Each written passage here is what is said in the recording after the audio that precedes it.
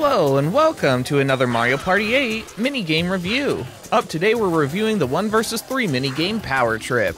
In this one, the single player is in a hovercraft, and they're trying to hit the other 3 players off the grid. If the team survives, then they win. If the single player is able to knock them all off, then the single player wins.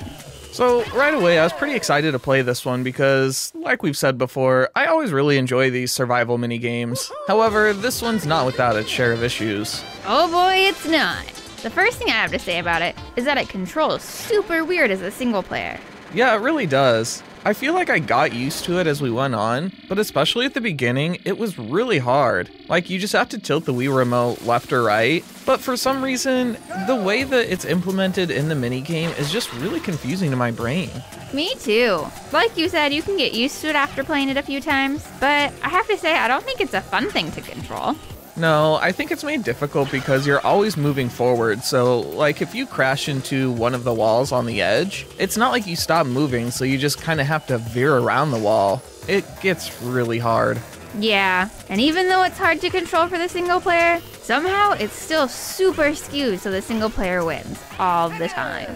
Yeah, it really is. I mean, I think we had 1 or 2 games where the team won, but 90% of our matches of this one, the single player won. And that's because when you're on the team, you can't outrun the single player.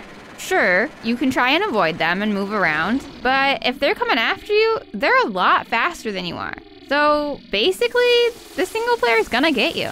Yeah, not to mention the fact that there's gaps in the board in places, so not only do you have to watch out for the single player, but you also have to make sure that you don't fall off the edges. Yeah, which I see what they're trying to do by making it a little bit more complicated for the team, but it wasn't done in a good way, I don't think.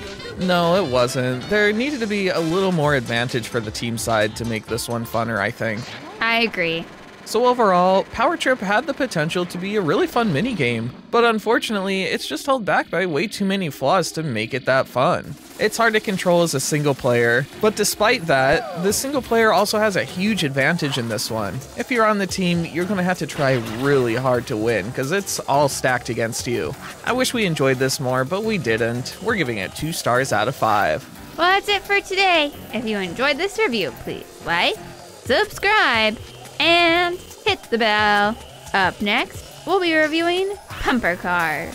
You know, I've heard of bumper cars, but never Pumper Cars. Oh, I'm sure it'll have some wild Mario Party twist for us. Well, if you want to see what it's like, come back to watch it with us. Hope to see you then.